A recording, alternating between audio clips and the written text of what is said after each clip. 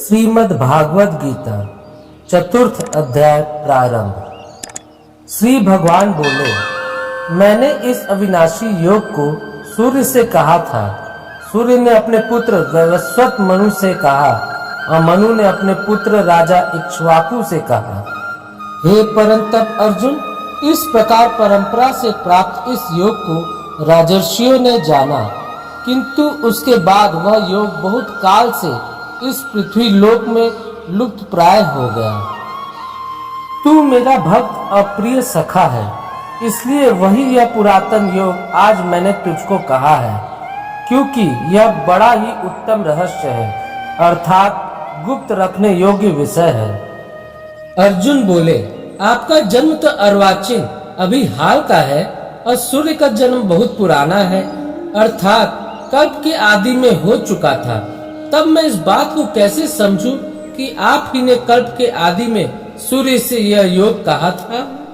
श्री भगवान बोले, हे परंतप अर्जुन, मेरे और तेरे बहुत से जन्म हो चुके हैं, उन सबको तू नहीं जानता, किंतु मैं जानता हूँ। मैं अजन्मा और अविनाशी स्वरूप होते हुए भी तथा समस्त प्राणियों का ईश्वर होते हुए भी अपनी प्रकृति को अधीन करके अपनी योग माया से प्रकट होता हूँ। हे भारत, जब जब धर्म की हानि और अधर्म की वृद्धि होती है, तब तब ही मैं अपने रूप को रचता हूँ, अर्थात साकार रूप से लोगों के सम्मुख प्रकट होता हूँ। साधु पुरुषों का उद्धार करने के लिए, पाप कर्म करने वालों का विनाश करने के लिए और धर्म की अच्छी तरह से स्थापना करने के लिए मैं युग युग में प्रकट हुआ करता हूँ। हे अर्जुन, मेरे जन्म और कर्म दिव्य अर्थात निर्मल और अलौकिक है। इस प्रकार जो मनुष्य तत्व से जान लेता है, वह शरीर को त्याग कर फिर जन्म को प्राप्त नहीं होता, किंतु मुझे ही प्राप्त होता है। पहले भी जिनके राग, भय और क्रोध सर्वथा नष्ट हो गए थे और जो मुझ में अनन्य प्रेम पूर्वक स्थित रहते थे, ऐसे मेरे आश्रित रहने वाले बहुत से भक्त उपयुक्त ज्ञान रूप तब से पवित्र होकर मेरे स्वरूप को प्राप्त हो चुके हैं। हे अर्जुन, जो भक्त मुझे जिस प्रकार भजते हैं, मैं भी उनको उसी प्रकार भजता हूँ, क्योंकि सभी मनुष्य सब प्रकार से मेरे ही मार्ग का अनुसरण करते हैं। इस मनुष्य लोक में कर्मों के फल को चाहने वाले लोग देवताओं का पूजन किया करते हैं, क्योंकि उनको कर्मों से उत्पन्न होने वाली सिद्धि शीघ्र मिल जाती है। ब्राह्मण, क्षत्रिय, वैश्य और शूद्र, इन 4 वर्णों का समूह गुण और कर्मों के विभाग पूर्वक मेरे द्वारा रचा गया है। इस प्रकार उस सृष्टि रचनादि कर्म का कर्ता होने पर भी मुझे अविनाशी परमेश्वर को तू वास्तव में अकर्ता ही जान। कर्मों के फल में मेरी स्पृहा नहीं है, इसलिए मुझे कर्म लिप्त नहीं करते। इस प्रकार जो मुझे तत्व से जान लेता है, वह भी कर्म से नहीं बनता। पूर्व काल में मुमुक्षुओं ने भी इस प्रकार जानकर ही कर्म किए हैं, इसलिए तू भी पूर्वजों द्वारा सदा से किए जाने वाले कर्म को ही कर। कर्म क्या है और अकर्म क्या है, इस प्रकार इसका निर्णय करने में बुद्धिमान पुरुष भी मोहित हो जाते हैं। इसलिए वह कर्मत्व में तुझे भलीभांति समझाकर कहूँगा, जिसे जानकर तू अशुभ से अर्थात कर्म बंधन से मुक्त हो जाएगा। कर्म का स्वरूप भी जानना चाहिए और अकर्म का स्वरूप भी जानना चाहिए तथा विकर्म का स्वरूप भी जानना चाहिए, क्योंकि कर्म की गति गहन है। जो मनुष्य कर्म में अकर्म देखता है और जो अकर्म में कर्म देखता है, वह मनुष्यों में बुद्धिमान है और वह योगी समस्त कर्म को करने वाला है।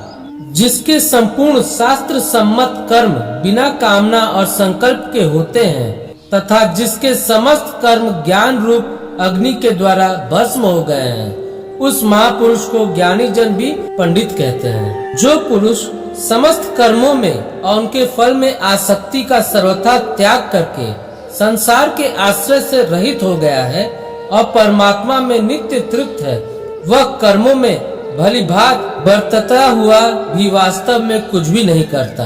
जिसका अंतःकरण और इंद्रियों के सहित शरीर जीता हुआ है, और जिसने समस्त भोगों की सामग्री का परित्याग कर दिया है, ऐसा आशा रहित पुरुष केवल शरीर संबंधी कर्म करता हुआ भी पापों को नहीं प्राप्त होता। जो बिना इच्छा के अपने आप प्राप्त हुए पदार्थ में सदा संतुष्ट रहता है, जिसमें ईर्ष्या का सर्वथा अभाव हो गया है, जो हर्ष, शोक आदि द्वंद्वों से सर्वथा अतीत हो गया है, ऐसा सिद्धि और असिद्धि में सम रहने वाला कर्मयोगी कर्म करता हुआ भी उनसे नहीं बंधता।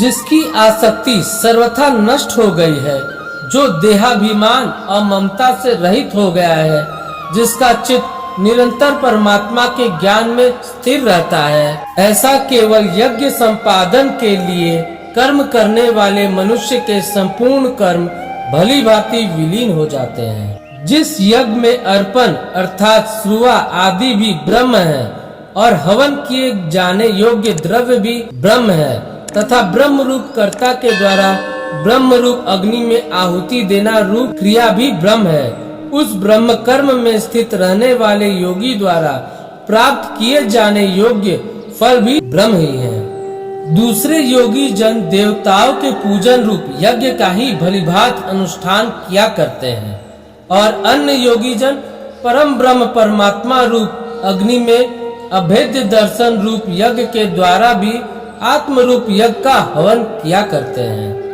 अन्य योगी जन स्रोत आदि समस्त इंद्रियों को संयम रूप अग्नियों में हवन किया करते हैं और दूसरे योगी लोग शब्दादि समस्त विषयों को इंद्रिय रूप अग्नियों में हवन किया करते हैं।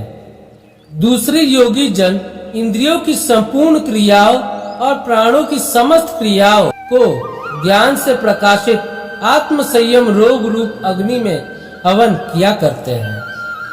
कई पुरुष द्रव्य संबंधी यज्ञ करने वाले हैं, कितने ही तपस्या रूप यज्ञ करने वाले हैं तथा दूसरे कितने ही योग रूप यज्ञ करने वाले हैं, कितने ही अहिंसादि तीक्ष्ण व्रतों से युक्त यत्नशील पुरुष स्वाध्याय रूप यज्ञ करने वाले हैं।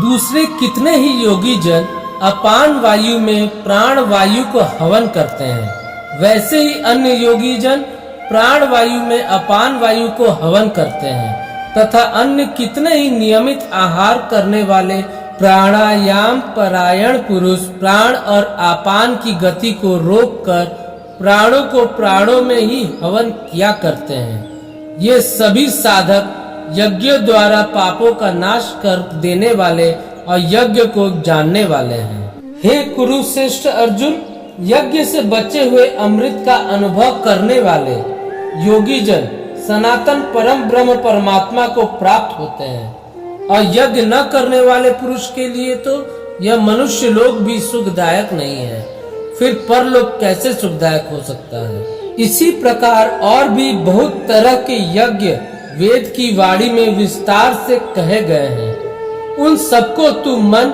इंद्रिय और शरीर की क्रिया द्वारा संपन्न होने वाले जान। इस प्रकार तत्व से जानकर उनके अनुष्ठान द्वारा तू कर्म बंधन से सर्वथा मुक्त हो जाएगा। हे परंतप अर्जुन, द्रव्यमय यज्ञ की अपेक्षा ज्ञान यज्ञ अत्यंत श्रेष्ठ है तथा यावन मात्र संपूर्ण कर्म ज्ञान में समाप्त हो जाते हैं। उस ज्ञान को तू तत्वदर्शी ज्ञानियों के पास जाकर समझ, उनको भली भांति दंडवत प्रणाम करने से, उनकी सेवा करने से और कपट छोड़कर सरलता पूर्वक प्रश्न करने से वे परमात्म तत्व को भली भांति जानने वाले ज्ञानी महात्मा तुझे उस तत्व ज्ञान का उपदेश करेंगे, जिसको जानकर फिर तू इस प्रकार मोह को नहीं प्राप्त होगा। तथा हे अर्जुन, जिस ज्ञान के द्वारा तू संपूर्ण भूतों को निषेध भाव से पहले अपने में और पीछे मुझ सच्चिदानंद घन परमात्मा में देखेगा, यदि तू अन्य सब पापियों से भी अधिक पाप करने वाला है तो भी तू ज्ञान रूप नौका द्वारा निसंदेह संपूर्ण पाप समुद्र से भलीभांति तर जाएगा। क्योंकि हे अर्जुन, जैसे प्रज्वलित अग्नि ईंधनों को भस्ममय कर देता है, वैसे ही ज्ञान रूप अग्नि संपूर्ण कर्मों को भस्ममय कर देता है। इस संसार में ज्ञान के समान पवित्र करने वाला निसंदेह कुछ भी नहीं है। उस ज्ञान को कितने ही काल से कर्म योग के द्वारा शुद्धांतःकरण हुआ मनुष्य अपने आप ही आत्मा में पा लेता है। जितेंद्रिय, साधन परायण और श्रद्धावान मनुष्य ज्ञान को प्राप्त होता है तथा ज्ञान को प्राप्त होकर वह बिना विलंब के तत्काल ही भगवत प्राप्ति रूप परम शांति को प्राप्त हो जाता है। विवेकहीन और श्रद्धा रहित संशय युक्त मनुष्य परमार्थ से अवश्य भ्रष्ट हो जाता है। ऐसे संशय युक्त मनुष्य के लिए न यह लोक है, न परलोक है और न सुख ही है।